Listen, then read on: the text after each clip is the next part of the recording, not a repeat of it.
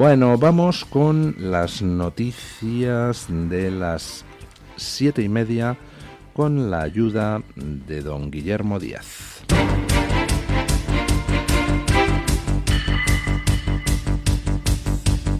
Mañanas en Libertad, con Luis del Pino.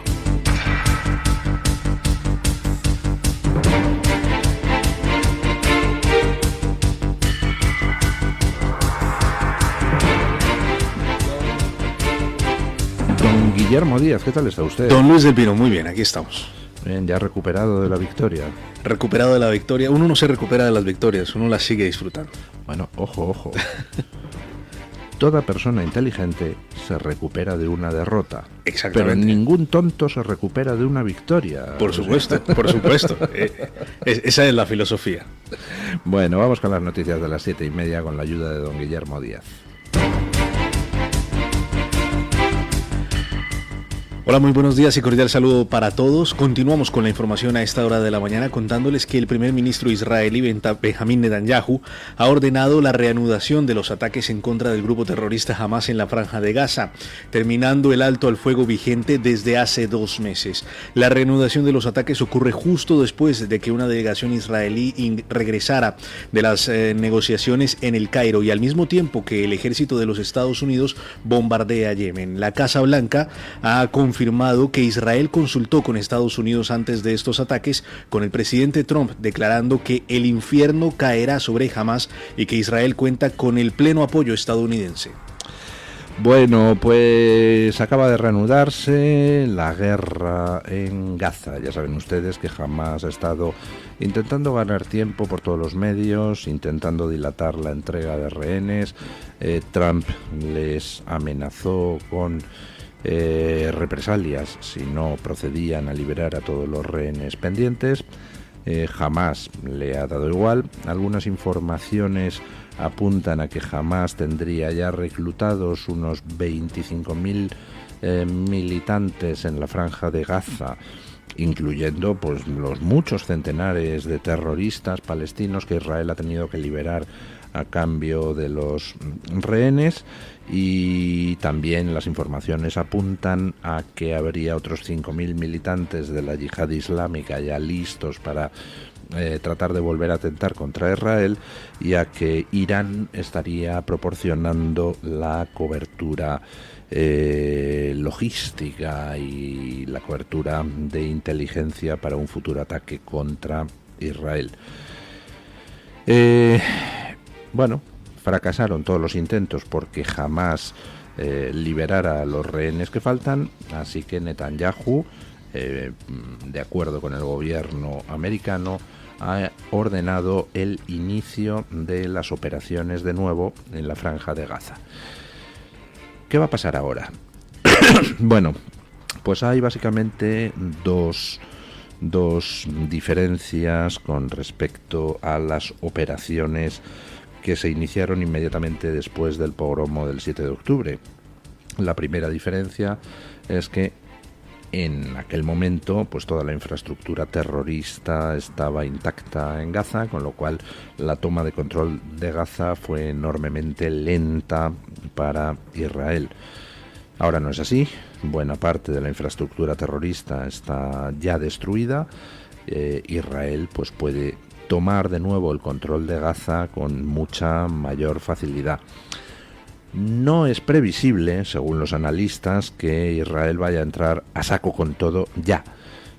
Posiblemente Israel empiece los ataques con un bajo nivel, con bajo perfil, simplemente para que jamás entienda que o suelta a los rehenes, o llega a un acuerdo para soltar a los rehenes, o Israel va a ir con todo. El cómo reaccione Hamás, pues no lo sabemos. Si Hamás sigue sin avenirse a soltar los rehenes, pues entonces Israel, de acuerdo con Estados Unidos, va a ir con todo y tomará todo el control de la Franja de Gaza en poco tiempo. La segunda diferencia con respecto a el primer ataque, el que se produjo tras el pogromo del 7 de octubre, es que ahora ya está clara la política que se va a seguir con respecto a Gaza, que es la de reubicación de la población civil de Gaza en otros sitios. Es decir, no se va a consentir que jamás utilice a la población civil como escudos humanos. Ya están en marcha los planes para reubicar a esa población civil en otros lugares, y muy posiblemente asistamos a una operación humanitaria de recolocación de la población civil fuera de la zona de conflicto, para que Israel pueda proceder con todo a limpiar la franja de Gaza hasta el último centímetro cuadrado. Mientras tanto, porque esto es simplemente una de las casillas del tablero, y en ese tablero pues hay otras casillas activas en este momento, pues mientras tanto la Fuerza Aérea estadounidense continúa con su campaña de bombardeo contra los hutíes, los islamistas del Yemen. Estados Unidos dice que a Estados Unidos la guerra civil que hay en el Yemen le importa un soberano bledo, pero que no va a consentir que los terroristas hutíes, como forma de presión hacia Israel, interrumpan el tráfico comercial a través del canal de Suez. Con lo cual, pues a diferencia de ataques más quirúrgicos que Israel realizó en el pasado, lo que está haciendo la administración Trump es dejar como un solar todas las instalaciones militares y civiles de los terroristas hutíes. Y según algunas informaciones, pues incluso parece que los bombardeos habrían alcanzado en la propia ciudad de Saana al Palacio Presidencial. Vamos, que allí donde se esconda un terrorista en Yemen, sea cual sea el edificio, pues será atacado para evitar que se pueda desde esas milicias terroristas hacer ninguna disrupción del comercio internacional. Y en paralelo, el gobierno americano ha advertido a Irán de que todos los ataques de las milicias hutíes, que están armadas, entrenadas, financiadas y asistidas por Irán, será considerado como un ataque de Irán. Y de hecho hay rumores ya no confirmados por el momento de que Estados Unidos habría hundido en el Mar Rojo un barco espía iraní, el más avanzado de su flota, y que estaba desplegado para tratar de controlar posibles ataques israelíes a Irán. Además, informan medios iraníes de que un dron espía de Estados Unidos habría sido localizado en espacio aéreo iraní y que habría tenido que darse la vuelta al ser hostigado por cazas iraníes. No es en estos momentos descartable el que pueda, por tanto, haber una operación militar que no solo alcanzaría Gaza, no solo alcanzaría Yemen, sino que podría alcanzar al propio territorio de Irán, a menos que Irán dé muestras de dos cosas. Primero, de abandono total de sus esfuerzos de desarrollo de una bomba atómica, y segundo, abandono total de la política de sostenimiento de terroristas en distintos lugares de Oriente Medio. Hablando de esos terroristas, también en Siria se están produciendo en estos momentos combates entre las milicias de Hezbollah apoyadas por Irán y el ejército sirio. Esos combates en el sur del país han obligado al gobierno del Líbano a enviar tropas a la frontera con orden de abrir fuego si son atacadas. Vamos,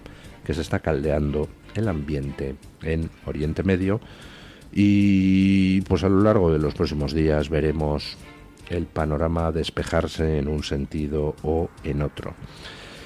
Ayer Trump hacía un importante anuncio. Escuchen.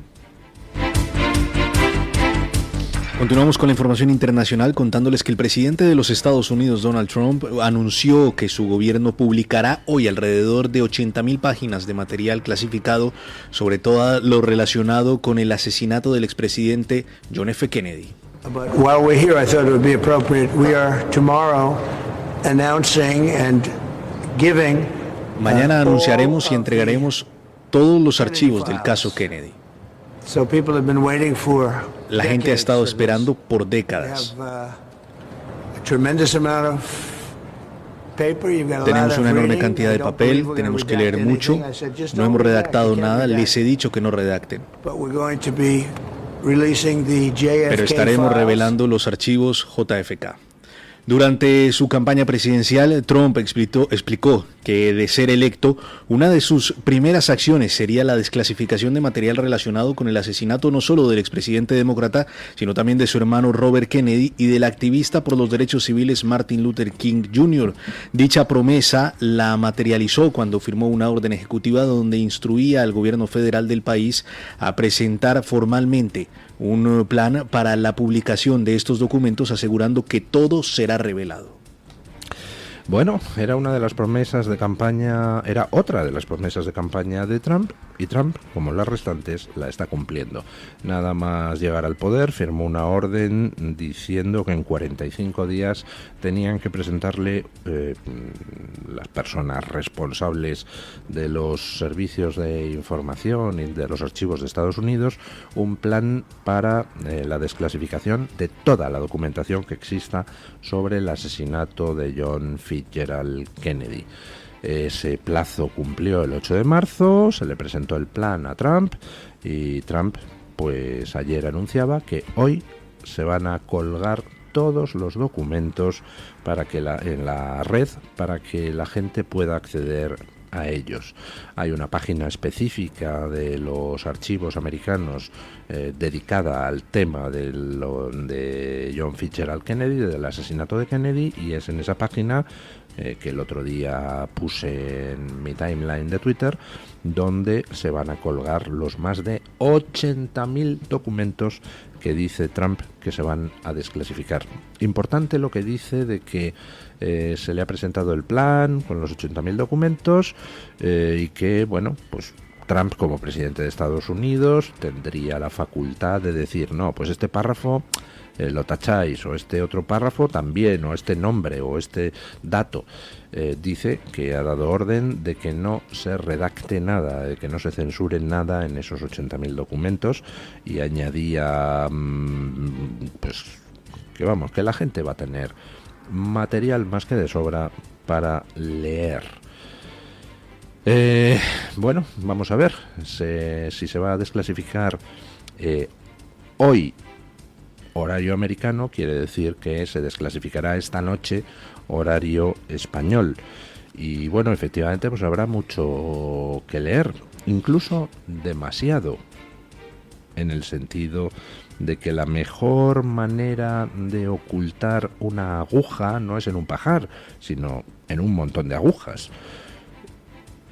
Los 80.000 documentos pues forman un corpus documental monstruoso, pero bueno, imagino que tardarán días aquellos que se pongan a bucear en esos documentos en crearse unos índices adecuados que permitan a la gente detectar o conocer la información más relevante y separarla de la menos relevante. En cualquier caso, pues importante la desclasificación. A mí me parece una muestra de respeto a la ciudadanía, eso de que después de más de 60 años que esté todavía clasificado como secreto lo relativo a buena parte de lo relativo al asesinato de Kennedy, me parece un insulto a la ciudadanía y una anomalía democrática.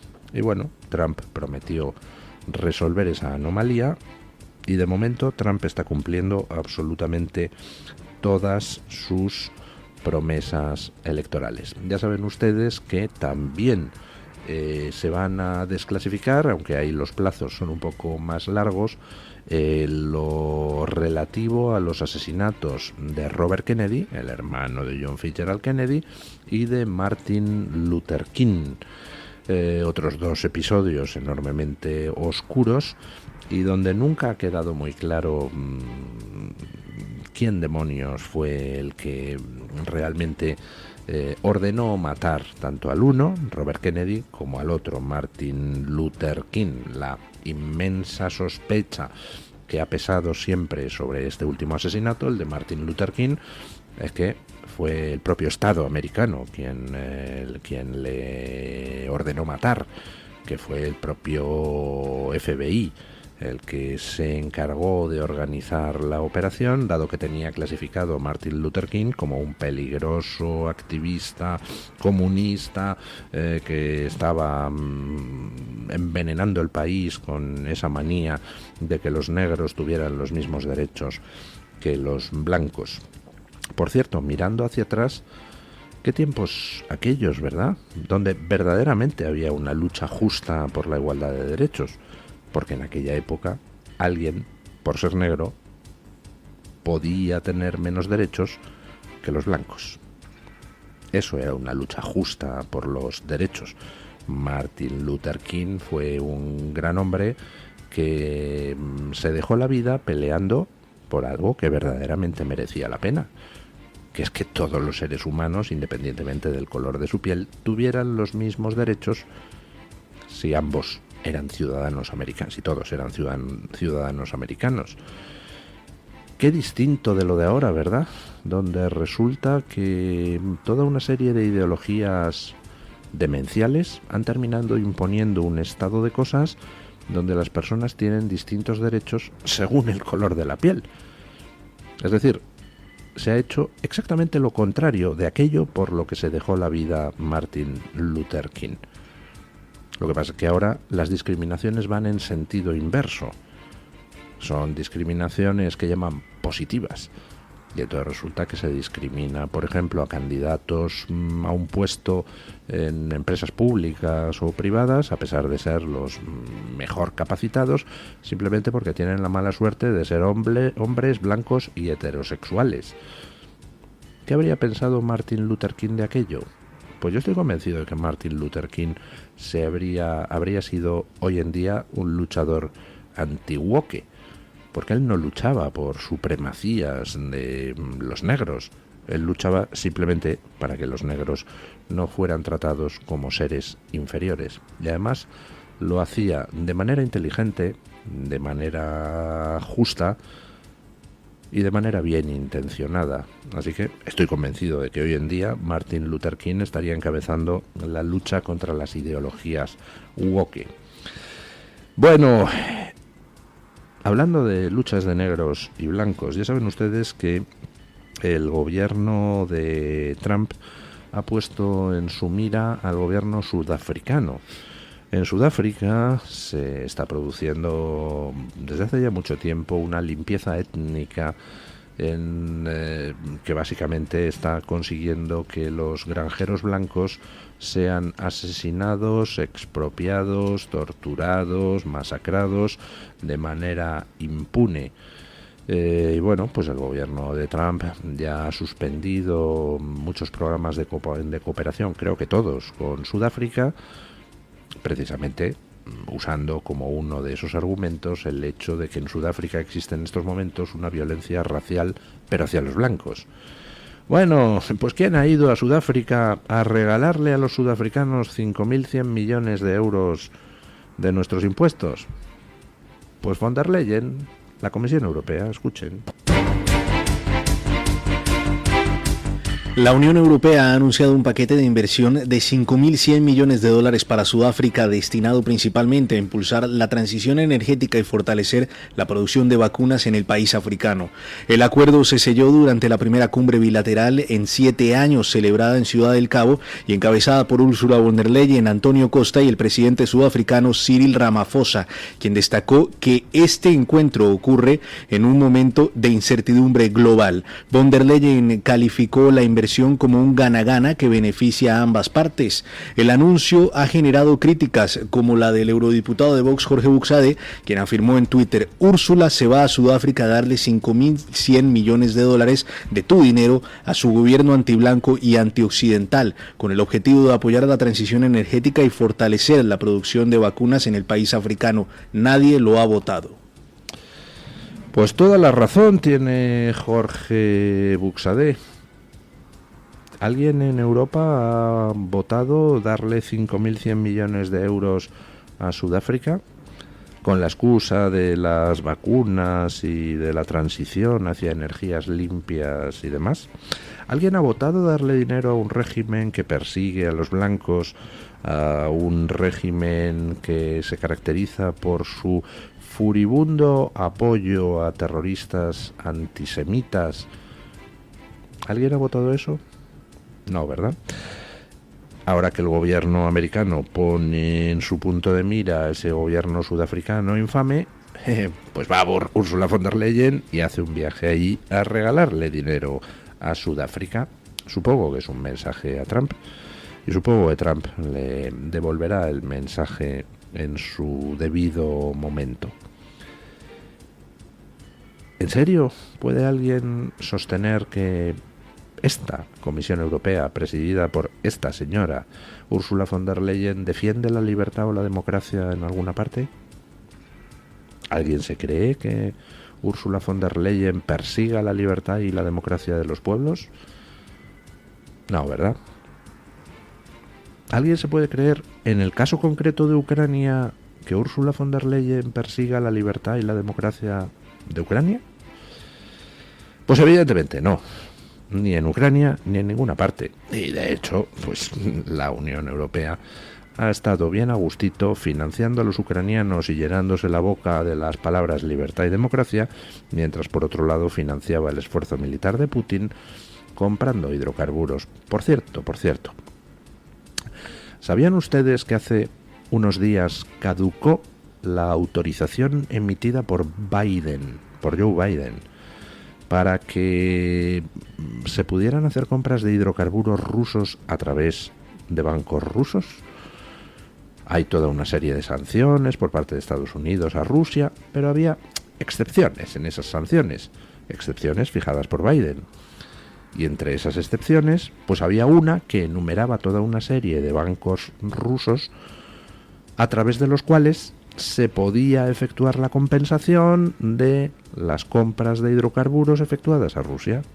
Es decir, que las compras de de hidrocarburos a Rusia por parte de la Unión Europea contaban con cobertura bancaria autorizada por el gobierno de Joe Biden. ¿Saben ustedes quién ha puesto fin a eso? Pues su nombre empieza por D y acaba por D. Donald Trump, que no ha prorrogado esa orden de Biden que establecía esas excepciones para esos bancos rusos, con lo cual pues ya no se podrá comprar hidrocarburos a Rusia pagándole a través de esos bancos. Evidentemente Rusia se buscará las vueltas para seguir vendiendo a través de otras vías, pero por lo pronto se pone fin a una anomalía bastante curiosa. Eso sí, luego todos los tontos de baba dicen que Trump es amigo de Putin. Oiga, pues yo creo que amigo de Putin es precisamente quien le compra hidrocarburos a Putin, es decir, von der Leyen, y quien pone la letra pequeña para permitir que esos hidrocarburos se abonen en bancos rusos, es decir, Joe Biden. Vamos, me parece a mí. El amigo de alguien es el que le da dinero, no el que le pone obstáculos para tener dinero. Luego hablaremos un poquito más de Ucrania porque llegan noticias un tanto preocupantes del frente, pero bueno, esperanzadoras en lo que respecta a poder llegar a un acuerdo de paz. Pero aquí en España, pues resulta que nos habíamos quedado en lo del 3%, y lo del 3% es un juego de niños. 20% en comisiones que llevaba el amigo Koldo de los constructores favorecidos por obra pública. Escuchen. En España, José Rus, gerente de la extinta empresa levantina Ingeniería y Construcción, quien admitió ante el juez del Supremo haber ofrecido 20% de comisiones a la trama Koldo, utilizaba al asesor de Ábalos para acercarse al gobierno. En correos electrónicos intervenidos por la UCO de la Guardia Civil, Rus pedía a Koldo García que representantes del Ministerio de Fomento asistieran a la presentación de su proyecto de edificios resilientes, finalizando con un explícito: me gustaría agradecerte de antemano tu colaboración colaboración. El constructor, que según fuentes de su entorno presumía de ser amigo de la infancia de José Luis Ábalos, solicitaba específicamente que Koldo pusiera en conocimiento de altos cargos de la Dirección General de Arquitectura, Carreteras, ADIF y AENA su invitación a un evento que se celebraría en las instalaciones de su empresa en Valencia. La compañía de Rus, que recibió adjudicaciones y ayudas millonarias del Ministerio de Transportes durante la etapa de Ábalos, participaba en un proyecto desarrollado por la Universidad Politécnica de Valencia sobre mejoras de seguridad en edificios frente a eventos extremos. Resiliente, ecosostenible. Cuando vean ustedes a gente utilizando en operaciones de carácter comercial o publicitario ese tipo de palabras, huyan. O por lo menos sujétense la cartera, porque evidentemente les están robando. El constructor se dedicaba a hacer proyectos de edificios resilientes y a pagarle el 20% a Koldo, es decir, al PSOE. ¿Cuánto dinero han robado los del PSOE con toda esta trama? Aldama, Koldo, Ábalos. Vamos, el récord lo teníamos con la trama de los ERES, que fueron 686 millones de euros malversados.